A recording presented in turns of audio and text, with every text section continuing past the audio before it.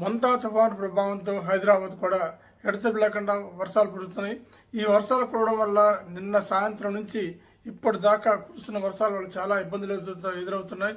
అటు ప్రయాణికులు కావచ్చు, వాహనదారులు కావచ్చు, చుక్కలు కనిపిస్తున్నాయి. ఎక్కడికక్కడ రహదారులపై చెత్త పెరిగిపోవడంతో పాటు వరద నీరు పెద్ద ఎత్తున నిల్లుండిపోవడం వల్ల వాటిని తొలగించడంలో జిహెచ్ఎంసీ కానీ హైడ్రా కానీ తక్షణ చర్యలు తీసుకోవడంతో ఎక్కడికక్కడ అందరూ ఇబ్బందులు పడుతున్న పరిస్థితి. ముఖ్యంగా పాదచారులు అయితే చాలా ఇబ్బందులు పడుతున్నారు. అటు విజయనగరంకి వెళ్ళలేక, అలాగే అడ్డా కూలీలతో పాటు చాలా మందికి ఉపాధి అవకాశం కూడా తగ్గిపోయినాయి. ఈ నేపథ్యంలోనే ఇక్కడ నగరంలో పరిస్థితులు ఎలా ఉన్నాయి అంశాలను పరిశీలించేందుకు హైడ్రా కమిషనర్ రంగనాథ్తో పాటు జిహెచ్ఎంసీ కమిషనర్ ఆర్వి కర్ణన్ కూడా పలు పాదయాత్రలు చేశారు. ఎక్కడ అమీర్పేటలో కావచ్చు, మెహదీపట్నంలో కావచ్చు, మెహదీపట్నం రైతు బజార్ దగ్గర కావచ్చు, లగిడికావల్ బస్ స్టాప్ దగ్గర కావచ్చు, అలాగే డీజీపీ ఆఫీస్ దగ్గర కావచ్చు. ఇక్కడ పూర్తిగా పరిసరాలను ఎక్కడైతే వరద నిలిచిపోతుందో, వర్షానికి పెద్ద ఎత్తున నిలిచిపోతుందో వాటిని తోడే ప్రయత్నాలు అయితే చేస్తున్నారు. బుల్లెట్ మోటార్ల సహాయంతో ఎక్కడెక్కడ ఆ నీటిని బయటకు తీసుకొచ్చే ప్రయత్నం చేస్తూ ఆ రహదారిలో నిలిచిపోయిన నీరు వెంటనే తొలగించే ప్రయత్నాలు చేస్తున్నారు. అదేవిధంగా మిగిలిన ప్రాంతాల్లో కూడా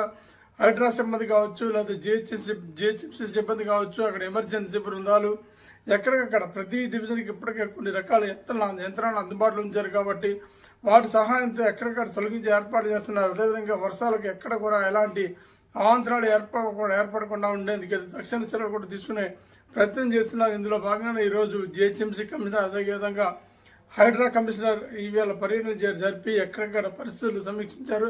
సిబ్బందికి తగిన ఆదేశాలు కూడా జారీ చేశారు. ఇదే విధంగా మరో 3 రోజుల పాటు వర్షాలు పడే అవకాశం ఉన్నదని, ఈ 3 రోజుల్లో ఎలాంటి చర్యలు తీసుకోవాలి, ప్రజలు ఎలాంటి ఇబ్బందులు పడుతున్నారు, వారి నుంచి సూచనలు ఏంటి, ఫిర్యాదులు ఏంటి అన్న అంశాలు కూడా పరిశీలిస్తూ వస్తున్నారు.